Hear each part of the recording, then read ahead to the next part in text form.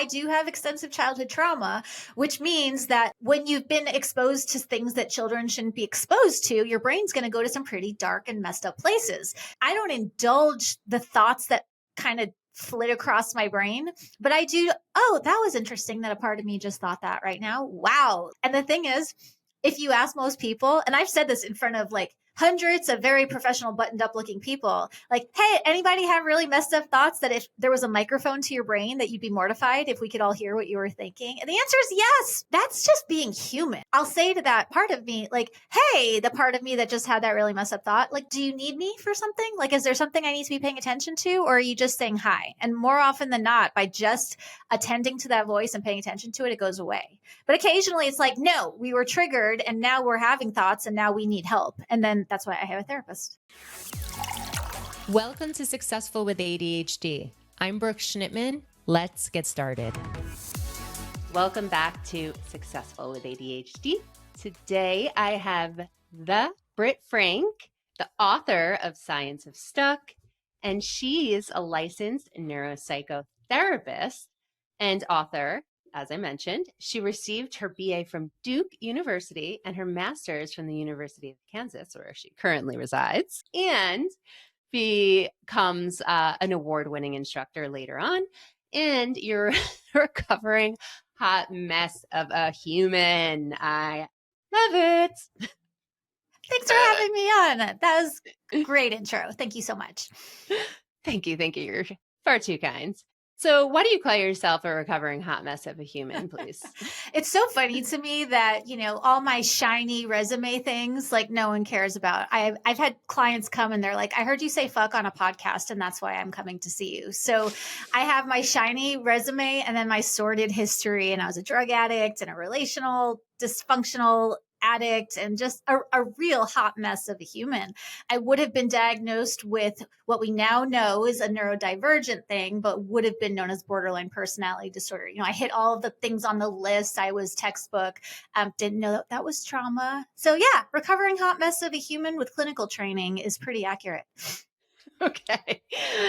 And we're always a recovering something, right? It's so true. So true. That recovery never goes away. So I was given your book from Penguin Publishers. I was happy that it was given to me because it's been amazing. And even more amazing, which is hard to compare, is you, the author. So I would love to know, first of all, like, how did you get started in writing this book? What was your motivation? Yeah. So I've always been a writer and I think everyone has a book in them. And I've always known at some point I want to write a book, not a memoir. I had no desire to write a memoir of my ridiculous backstory. This book came about because I started posting on social media, just little snippets and just my random brain, little brain children, brain farts.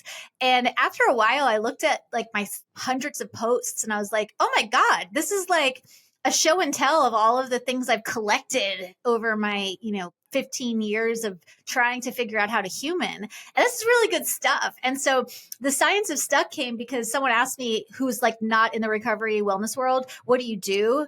And I was explaining and she's like, just give it to me straight. I'm like, I help people with the Science of Stuck. She's like, that's a book title. I'm like, that is a book title. And then I didn't want to write a here's my opinion on how you should live, because no, I wanted to write a here are all the books that I've read. Here are all the teachers that I think are good. So you don't have to dive through 25 books. It's like, here's just the bottom line nuggets from lots of different, I've snuck my own theories in the middle, but generally speaking, it's me explaining really academic stuff in normal human language. I love that because as a neurodivergent myself with ADHD and anxiety, it is so hard to make this a decision when you're not an expert. And, to spend all that time and try all of these different tools, it is debilitating when you don't have the right tools, you haven't found the right book, you haven't found the right social media. So you are an expert and you've taken 25 amazing, highly qualified experts and put it in a book so people can choose from the top of the top. Yeah, and I don't know if it's 25 exactly, but it's like in the suggested reading list. There's at least 25, and there are the little tiny exercises that you can do very quickly. So very quickly, you're gonna be like, "No, that's not for me," or "Ew, this is stupid," or "Yay, that's interesting," or whatever. And so I've sort of breadcrumbed it out. If you like that, this is the trail that you can follow to go to that. And I wish that had existed for me. Really, I wrote the book that I needed when I started because I was sitting on the floor in the bookstore with my pile of everything on the self-help section, and I was overwhelmed and I didn't know where to start. This is before I became a therapist. And I'm like, I wish someone would just hand me like a Cliff's Notes guide to all the books. So, and again, I'm not saying that I've read all of them. This is what worked for me. It's certainly not universal. Sure. But I wish I had this book when I started. So I'm hoping it will be useful for other people. Oh, it has. It has. So you also talk about like chess moves in here. Can you kind of get into that a little bit? I thought that was really clever. Yeah, and I really like demystifying and de-academicing this. Like, it doesn't need to be so technical and so complex. That's why I have cartoons to explain things in the book. It's like, can someone please just explain this to me? A chessboard is a great way to, and I don't play chess, and you don't have to play chess. Me either. But if you think of a chessboard, there are strategies, and each piece has different moves that it can make. And if we think of our lives like a chessboard, you may want to move your like, let's say that you've got like you're really stuck when it comes to relationships and dating. You really want to move your dating chess piece, but it's stuck in the corner, so you can't do it. So like, let's move other pieces. So in moving other things, that frees up your board to get to the things you want, rather than just, what's wrong with me? Why can't I? It's like, well, you can't right now today in that area, but look at all these other moves that are available. We get so fixated on what's not going well, what we can't do, what we don't have. And that's legit. Yeah, And that negativity bias. right. I mean, it's true. It's not like I'm like Pollyanna, like, la, la, la, just think positive and everything will go We'll great. be fine. No, but the fact is there are moves available. And if we don't know that, then we're going to stay in the corner and not know, wait, there's room over there to make some moves. And in doing that, you're going to move everything and perhaps be able to move the thing you want to move. I love that. So I also, talk and evaluate all the different areas of someone's life, right? And you're right. Like, when you have too much chaos going on, it's really hard to tackle everything. So do what's easiest first, build that momentum, then you feel more confident, and then you can get to it. And also, sometimes because you're doing the other things, the thing over here just magically like goes up too. So I love how you said like move your chess pieces, and it all kind of like becomes this puzzle that you can put together. Yes, which is for me a better metaphor than the balance. Like, I know that the wheel is something that they use in therapy and in coaching with like, here's your wheel of all your life areas, and we need to have an equal balance of home and family. And that's like, no, for who? No. I actually put it into cups instead of a wheel because every single one is separate. It shouldn't be the same, right? Yeah. And you're never going to be equal and balanced in all areas because whatever you focus on is what grows, right? So how could you be a 10 in all areas of your life, especially if you're a high achiever? You're never a 10, right? Right. Or if you are, you're going to burn out really quickly and it's not going to be sustainable. But I love cups. I love cups. I love chess. I love anything that's not balance is good for me. Yes, exactly. So you are a recovering hot mess. You were an addict. What was that like for you going from addiction to recovery? So my path was confusing because I tried the extreme versions of lots of things. I tried hardcore 12-step and I tried hardcore like spirituality to the point where I joined a fundamentalist cult. I'm like, maybe that'll work. And I tried hardcore fasting and hardcore exercise. And it's like the extreme versions of lots of things can help you not be addicted to whatever you're addicted to, but then you create a whole new set of problems. So what I found is that addiction is not a problem of character or willpower or some sort of mental flaw. Addiction is a problem of pain. And if you don't know that, then you're just going to try to behavior manage your way through it. Numb it. and or numb it, right? And that's not living. That's not like that's important. Like I'd rather someone be living on numb than actively addicted to heroin. But that's it's not enough for me. We're on this planet for such a short time. I don't want to just be sober. Like that's not life to me. It's not about abstinence from a chemical. It's about what are you adding? Like the addiction world often focuses on don't do that. Restrict this, less of this. How many days have you not done the thing?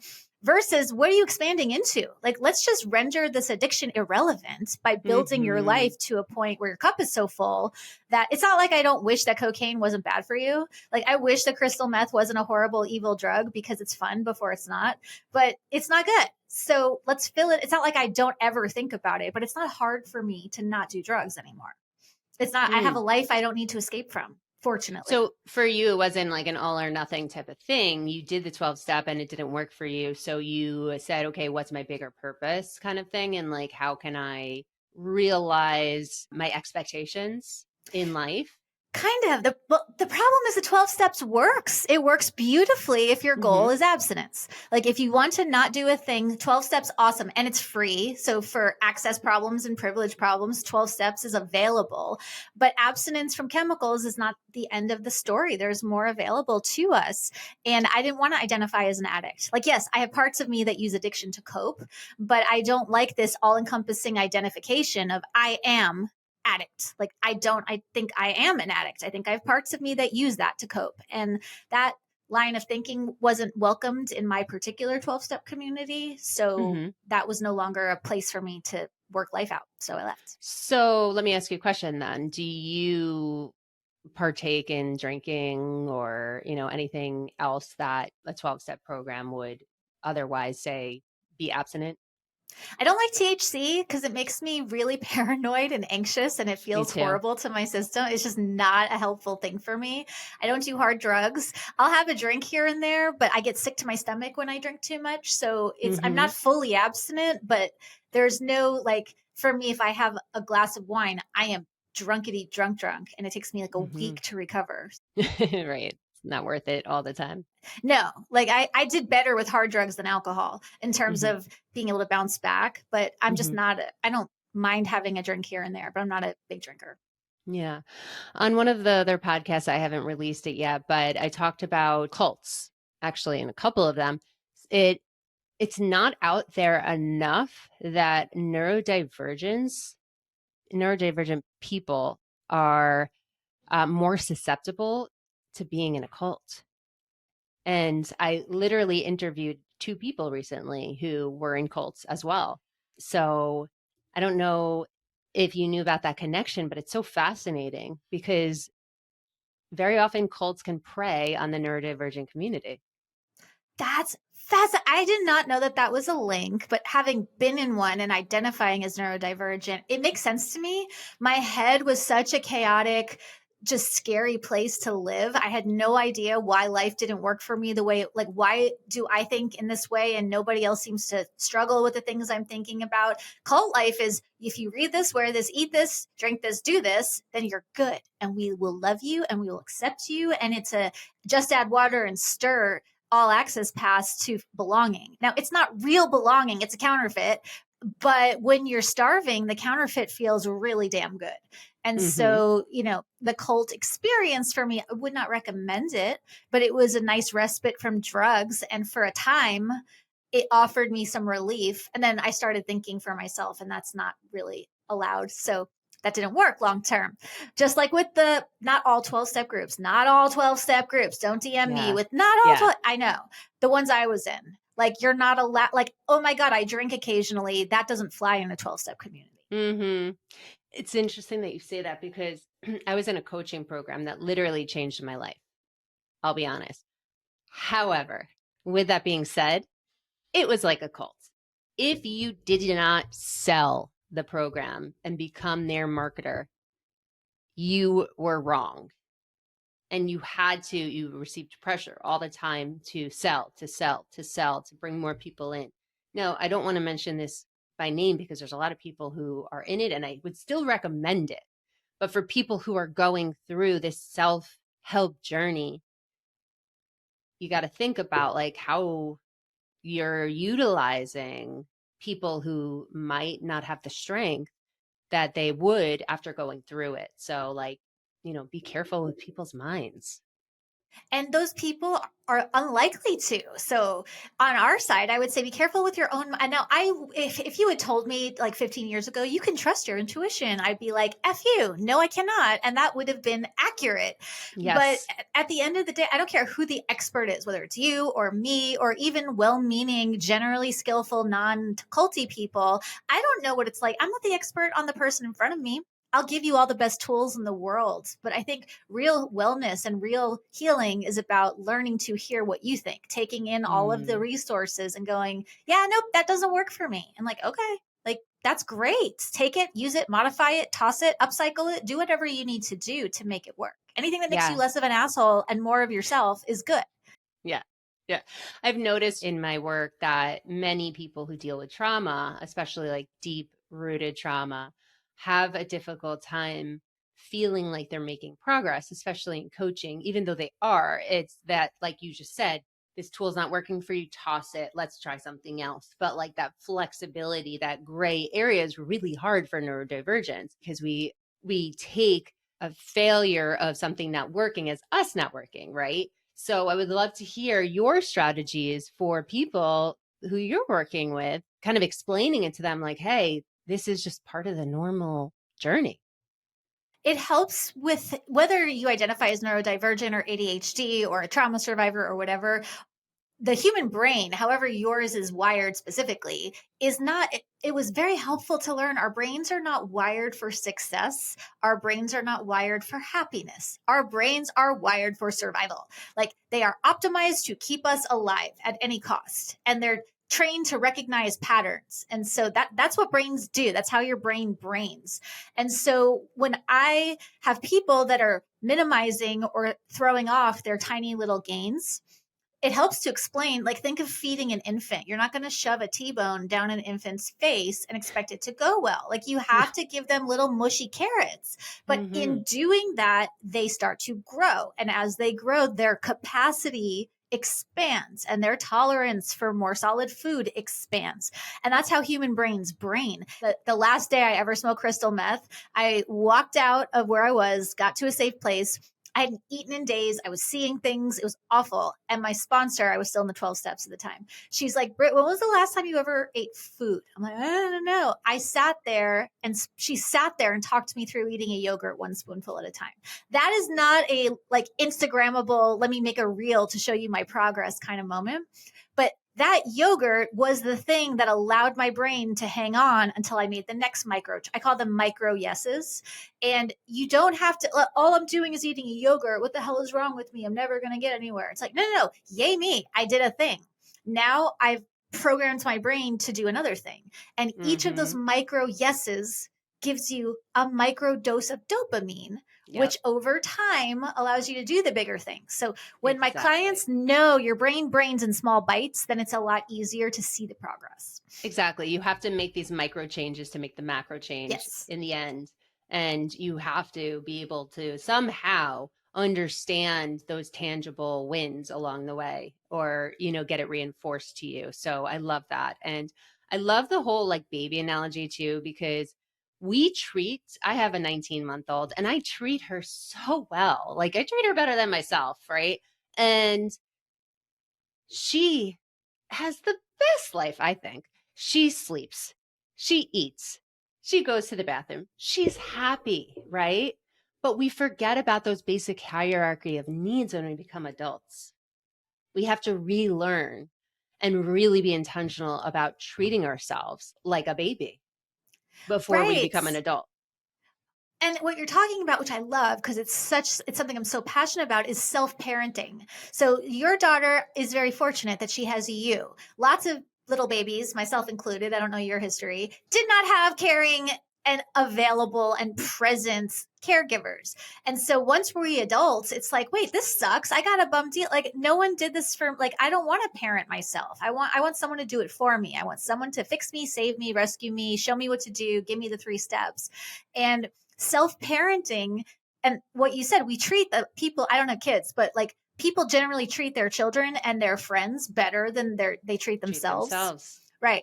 But if you think of it as you're parenting all the voices in your head, just like you would, or coaching for the men I work with, they like the coach analogy. Like all the voices in your head are your team and you're the coach and you can't trade them and you can't fire them. And the goal here is to help coach them into a place where they're working at their best and where everyone's working to, like, my life works better when all the voices in my head get along. Mm-hmm. Yeah. Yeah. I love that. I love that. My voice works better when my brain works better when all the voices in my head get along. Yeah. Very cool. Very cool. And yeah, you don't want to suppress what's going on because it's going to show back up even stronger. So you have to acknowledge that they're there. And some of them have really jacked up things to say. Like I do have extensive childhood trauma, which means that, like, when you've been exposed to things that children shouldn't be exposed to, your brain's going to go to some pretty dark and messed up places. So and the mental health world was like, generally they would be called intrusive thoughts. You'd be trained to ignore them. You'd be trained to run away from them and to try to suppress them. And what you just said, like, I don't indulge the thoughts that kind of flit across my brain, but I do. Oh, that was interesting that a part of me just thought that right now. Wow. Like, and the thing is, if you ask most people, and I've said this in front of like hundreds of very professional buttoned up looking people, like, hey, anybody have really messed up thoughts that if there was a microphone to your brain that you'd be mortified if we could all hear what you were thinking? And the answer is yes, because that's how. But is that's that how brain trauma or is that OCD? That's just being human. Now, trauma like, I don't think people who haven't had my trauma would necessarily have the specific thoughts that kind of darken my consciousness. But the human brain is complex and our psyches are infinitely complex, and having weird, really wacky thoughts, dark, like murder. I'm not saying all behaviors are okay. Yeah. It doesn't mean that you are going to act on it. It's just a thought. Yeah. So it's really nice when you can learn to whatever degree your dark thoughts come on. If you don't have to be afraid of it, then you don't have to run. And I do have OCD. And so I get stuck on, it's more the pure O. And I get stuck on these loops. And that's because there are parts of me that are afraid of what I'm feeling or what I'm thinking. Yeah. And if I can train myself to tolerate my feelings and my thoughts, all of them, life is, I don't get stuck as often or for as long. Yeah. And know that you have the data that you haven't acted on it and you won't act on it. Right. Exactly. Yeah. Yeah. It's so refreshing to talk to someone who's so real about what's going on inside the brain, because I have spoken to so many people, including people close to me, who have dark thoughts and have OCD, and knowing they would never, ever do anything with those thoughts, but they have them. And if they can't talk about it or they can't acknowledge that it's okay to just let it pass, it makes them really stressed and depressed. Which makes sense. I didn't know how the brain worked when I was going through my mess. And every person I've ever seen as a client, whether they have trauma or not, has these really messed up thoughts. And it's like, there are options for dealing, like, normally, like on a given day, if I notice one, I'm just like, oh, hey there, part of me. I'm really glad you're here. Thanks. And then it passes. But sometimes I'll ask, like, and again, none of us were trained that you can actually talk to the voices. IFS, huh? Yeah. Yeah. You can talk to the voices in your head. We're all thinking all day. And it's like, we're just talking about thinking. Yeah. I'll say to that part of me, like, hey, the part of me that just had that really messed up thought, like, do you need me for something? Like, is there something I need to be paying attention to? Or are you just saying hi? And more often than not, by just attending to that voice and paying attention to it, it goes away. But occasionally it's like, no, we were triggered and now we're having thoughts and now we need help. And then that's why I have a therapist. You know, it's so funny. While you're talking, the protector in me, because I'm doing internal family system and EMDR, is like all of a sudden starting to choke me, right? Because my protector makes my throat feel weird, right? So it's a crazy how like a thing can trigger a physiological response. And I know that Richard Schwartz, who is IFS, he commented and endorsed your book. So talk to me a little bit about I know, how cool. So cool. Talk to me about your connection with internal family systems. So I like died the day that I got the note that Richard, I just like reached out to him just cold online. I found, his contact info as well. Like, hi, oh my God, your model saved my life. When I was in the cult and we were supposed to be doing these marathon 24-hour long prayer sessions, I had started to become disillusioned, and I just found my way to the original IFS book that he wrote. And so I would bring that book into the marathon prayer sessions, and I read it, and it absolutely rocked my world. And that was the book and the model. Like, I use a lot of different models of therapy, but IFS is the one that kind of clicked all of the pieces into place for me. And so before I was even a therapist, before I was even trained in IFS, that model sort of helped me figure out how to get from point A to point B. And then later on, I became certified. I took the classes and I took all the workshops and I did the 3-year training. I just reached out to him and I was like, oh my God, I love your work. And here's my little manuscript. And, I would be so honored if I could share this. And he was so generous and so kind in being willing. And yeah, I think I happy danced for like 48 hours when I got that. That's so cool. That's so cool. So here you are, fast forward, you are a neuropsychotherapist who is recovering and helping people like your past self. So what would you say to your past self, Britt, when you were high on crystal meth? Yeah. And what's nice about IFS is I do talk to my past self, and I do get them out of the scenes that they're stuck in, and I bring them all here. That's what IFS is so beautiful at. It's like the past is not actually in the past. The past is in our cells, organs, tissues. It's in our mind. It's in our behavior. It's in our choices. So I have talked to that version of myself, and I've told her, wow, it makes sense that you're here. Like, let's figure this out. Let's get you out of there. It's not about going back and pretending that things didn't happen. It's about going back and letting those parts of us know that they don't have to stay on that loop. Like, the brain is weird with, like, time's an imaginary thing that we made up to make sense of life. But like anyone who's ever touched a hot stove or wanted to sleep in, when you want to snooze, like, time goes by really fast. When you're touching a hot stove, it's like the pain lasts forever. So time is relative. So you can go back and talk to those parts of yourself and tell them that it wasn't their fault, or that even if they made bad choices, that you're not going to abandon them. And like, there are consequences to choices and behaviors, but it's helpful to know that you don't ever have to abandon your parts. I love that. So for someone who is in that position right now and is going through really traumatic times, what would be a word of advice for them? Get to safety. None of the therapy shit that I do is useful. And I was in several really violent relationship situation. And it's like, all the good therapy in the world is not going to help when I go and walk through that door and life is very, very unsafe. So like the first door, and you talked about the hierarchy of needs. The first order of business, don't worry about therapy. Don't worry about meditation. Don't worry about affirmations or journaling. Like, we need to figure out what are your choices for safety. Safety has to come before anything else. Otherwise, it's not safe. It's like, you wouldn't ideally do surgery in a situation where it was chaos. Right. It's the same thing with soul surgery. Like, we don't need to do inner work when your outer environment is profoundly unsafe. Yeah. Yeah. You need to really focus on the here and now and what you're not attending to. So attend to that, be safe. I love that so much. So for those people who are looking for guidance, are looking to have a new best friend who is in this field, who has walked their shoes and can help them now, where can they find you? Oh, I was going to say, that's not me. I don't know what it's like to be you, but yes, I will. Stop it. I love that. I'll be your online bestie.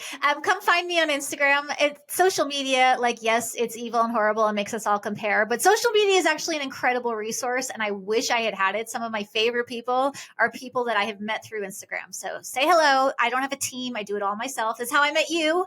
So it's just Britt Frank. Yes, I love it. Thank you for making a difference on the neurodivergent community. And thank you for being raw and real.